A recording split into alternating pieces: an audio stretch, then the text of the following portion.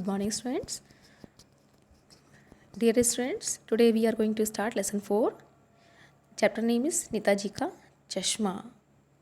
नेताजी का चश्मा जो कहानी है, इसमें 4 पात्र हैं. फर्स्ट स्वयं नेताजी, जिनकी मूर्ति बीच चौक पर बनी हुई है. सेकंड, मूर्ति बनाने वाला,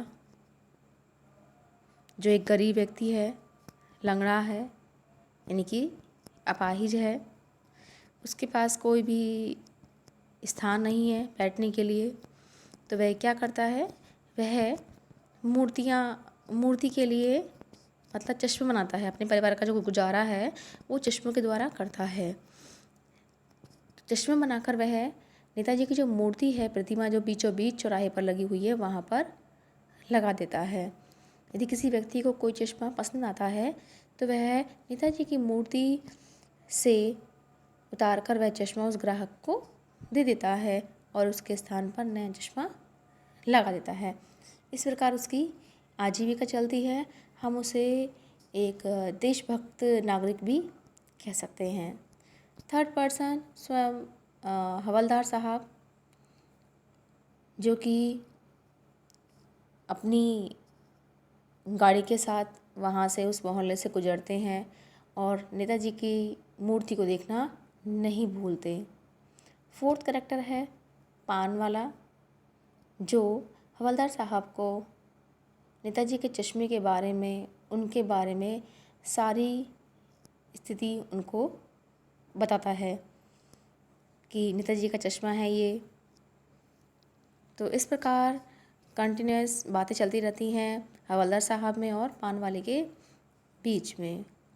और हवलदार साहब चाहे उनका मन कितना भी मना करे कि आज वे इस गली से होकर नहीं जाएंगे, इस मोहल्ले से होकर नहीं जाएंगे, लेकिन उनकी जो गाड़ी है वो अचानक वहीं पर रुक जाती है और वो नेताजी का जो चश्मा है और गाड़ी में वहाँ पर चश्मे को देखना, नेताजी की प्रतिमा को देखना नहीं भूलते. तो आइए शुरू करते हैं स्टोरी. हवलदार साहब को हर 15 दिन कंपनी के काम के सिलसिले में उस कस्बे से गुजरना पड़ता था. कस्बा बहुत बड़ा नहीं था. कस्बा मतलब जैसे एक गांव का छोटा सा हिस्सा, जिसे पक्का मकान कहा जा सके. यानी कि उस कस्बे में कोई पक्का मकान नहीं था, सभी कच्चे मकान थे. वैसे कुछ ही मकान और जिसे बाज़ार कहा जा सके वैसा एक ही बाज़ार था. कस्बे में एक लड़कों का स्कूल, एक लड़कियों का स्कूल, एक सीमेंट का छोटा सा कारखाना, 2 ओपन एयर सिनेमा घर और एक ये ठो, बच्चों ये ठो नहीं है, ये 1-2 नगर पालिका भी थी. तो ये वर्ड यहाँ पर आपका ये मिस्टेक है.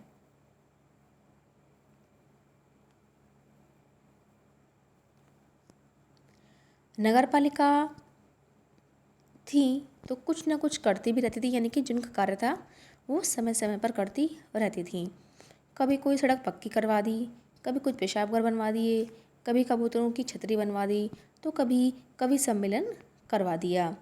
इसी नगर पालिका के किसी उत्साही बोर्ड या प्रशासनिक अधिकारी ने एक बार शहर के प्रमुख या मुख्य बाजार के मुख्य चौराहे पर नेताजी सुभाष चंद्र बोस की एक संगमरमर की प्रतिमा लगवा दी. प्रतिमा दैट्स मीनिंग मूर्ति. यह कहानी उसी प्रतिमा के बारे में है, बल्कि उसके भी एक छोटे से छोटे हिस्से के बारे में. यहाँ पर इस कहानी को कहने का मतलब है कि यह कहानी उस प्रतिमा के बारे में है. ये जो प्रतिमा की जो बात की जा रही है ये है नेताजी की मूर्ति. और उस मूर्ति में भी एक छोटा सा हिस्सा, कौन सा, उनकी आंखों पर जो चश्मा लगा हुआ है, यानी कि उनकी आंखों पर लगे चश्मे की बात की जा रही है. यानी कि पूरी जो घटना है वह नेताजी के चश्मे के आसपास ही, उनके जो फेस पे जो चश्मा लगा हुआ है उसके आसपास ही घूमती है. पूरी बात तो अब तक पता नहीं, लेकिन लगता है कि देश के अच्छे मूर्तिकारों की जानकारी नहीं होने और अच्छी मूर्ति की लागत, अनुमान और उपलब्ध बजट से कहीं बहुत ज़्यादा होने के कारण काफ़ी समय ऊहापोह मतलब उस समय मन की स्थिति जिस समय वह निर्णय नहीं कर सकता कि उसे क्या करना चाहिए और क्या नहीं करना चाहिए. यानी कि उस समय सोचने समझने की जो क्षमता होती है वो समाप्त हो जाती है।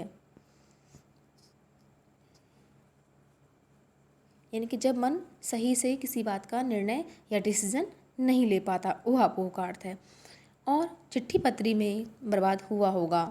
बोर्ड की शासन अवधि समाप्त होने की घड़ियों में यानी कि समय स्थानीय कलाकार को ही अवसर देने का निर्णय किया गया होगा। यानी कि उन लोगों ने यह सोचा था कि इस मूर्ति को जल्दी से जल्दी बना दिया जाए, और उन्हें चित्रकार जो थे उनकी अच्छी जानकारी नहीं थी। उसके अभाव में इस मूर्ति का निर्माण कराया गया, और अंत में कस्बे के इकलौते हाई स्कूल के इकलौते ड्राइंग मास्टर मान लीजिए मोतीलाल जी को, यानी कि ये जो मूर्ति थी ये ड्राइंग मास्टर थे जो कि हाई स्कूल में ड्राइंग सिखाते थे, उनको यह कार्य सौंप दिया गया, जो महीने भर में मूर्ति बनाकर पटक देने का विश्वास दिला रहे थे। उन्होंने कहा था कि ठीक है, मैं इस कार्य को पूर्ण कर दूंगा, लेकिन इस कार्य को मैं 1 महीने के अंदर जल्द ही समाप्त कर दूंगा। ये लगी उन्होंने यह लोगों को विश्वास दिला दिया था। जैसा कि कहा जा चुका है कि मूर्ति संगमरमर की थी, टोपी की नोक से कोट के दूसरे बटन तक की कोई 2 फुट ऊंची, जिसे कहते हैं बस्ट, और सुंदर थी। बस्ट बेस्ट अच्छी, मतलब नेताजी सुंदर लग रहे थे, कुछ कुछ मासूम और कमसीन फौजी वर्दी में। मूर्ति को देखते ही दिल्ली चलो और तुम मुझे खून दो आदि नारे याद आने लगते थे। इस दृष्टि से यह सफल और सराहनीय प्रयास था। केवल एक चीज़ की कसर थी, कसर का मतलब है कमी थी, जो देखते ही खटकती थी। नेताजी की आंखों पर चश्मा नहीं था, यानी कि चश्मा तो था, लेकिन जो मूर्तिकार था वह चश्मा बनाना भूल गया था, लेकिन संगमरमर का नहीं था। एक सामान्य और सचमुच के चश्मे का चौड़ा काला फ्रेम मूर्ति को पहना दिया गया। हवलदार साहब जब पहली बार इस कस्बे से गुजरे और चौराहे पर पान खाने रुके, तभी उन्होंने इसे लक्षित किया। लक्षित का अर्थ है मतलब उन्होंने उनकी ओर देखा, और उनके चेहरे पर एक कौतुक भरी, कौतुक कहते हैं जानने जानने की जो एक जिज्ञासा होती है, मुस्कान फैल गई कि आखिर इनके आँखों को, इनकी नेताजी की मूर्ति की आँखों पर ये चश्मा क्यों है। अब इन सब बातों का जवाब लेने के लिए वह पान वाले से बात करते हैं। उनके चेहरे पर एक कौतुक भरी मुस्कान फैल गई। वाह भाई, कहने लगे, वाह भाई, यह आइडिया भी ठीक है। मूर्ति पत्थर की लेकिन चश्मा रियल। जीप कस्बा छोड़कर आगे बढ़ गई थी। तभी हवलदार साहब भी इस मूर्ति के बारे में ही सोचते रहे, और अंत में इस निष्कर्ष पर पहुंचे कि कुल मिलाकर कस्बे के नागरिकों का यह प्रयास सराहनीय ही कहा जाना चाहिए। महत्व मूर्ति के रंग रूप या कद का नहीं है, उस भावना का है, वरना तो देशभक्ति भी आजकल मजाक की चीज़ होती है। यानी कि हवलदार साहब को ऐसा लग रहा था कि शायद जिन्होंने मूर्ति बनाई है वह चश्मा भूल गया है, और उस कस्बे के जो लोग हैं वो इतने देशभक्त हैं, इतने अच्छे नागरिक हैं कि उन्होंने नेताजी की मूर्ति पर एक रियल यानी कि वास्तविक चश्मा जो है उन पर लगा दिया है। तो वह उन्हें देशभक्त लोगों की संज्ञा दे रहे थे, लेकिन उन्हें इस बात का नहीं मालूम था कि वह चश्मा नेताजी की मूर्ति पर क्यों लगा हुआ है और क्यों दिन प्रतिदिन बदलता रहता है। दूसरी बार जब हवलदार साहब उधर से गुजरे तो उन्हें मूर्ति में कुछ अंतर दिखाई दिया। ध्यान से देखा तो पाया कि चश्मा दूसरा है। पहले मोटे फ्रेम वाला चौकोर चश्मा था, अब तार के फ्रेम वाला गोल चश्मा है।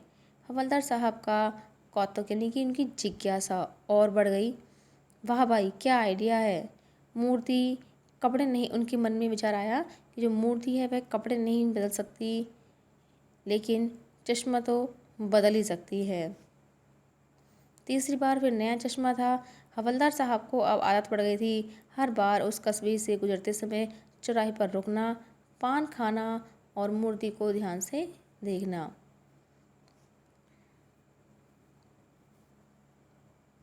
एक बार जब कौतूहल यानी कि जिज्ञासावश दुर्दमनीय यानी कि जिसका कहने दुर्दमनीय का अर्थ है कि मन की भावनाएं, यानी कि जब मन में विचार उठते हैं तो उन्हें दबाना कठिन हो, यानी कि उनके प्रश्नों का जो हल है उस समय मन तुरंत ही चाहता है। तो हवलदार साहब के मन में भी यही जिज्ञासा बार बार हो रही थी।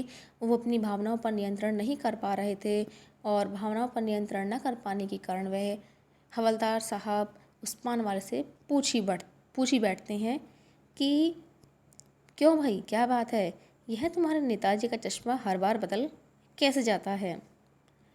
पान वाले के खुद के मुंह में पान ठुसा था। वह एक काला, मोटा और खुश मिजाज आदमी था। हवलदार साहब का प्रश्न सुनकर वह आंखों ही आंखों में हंसा। उसकी तौन थिरकी। पीछे घूमकर उसने दुकान के नीचे पान थूका और अपनी लाल काली बत्ती से दिखाकर बोला, कैप्टन चश्मे वाला करता है, क्या करता है। हवलदार साहब कुछ समझ नहीं पाए। तो dear students, tomorrow will be continue that story. So today, thank you and have a nice day.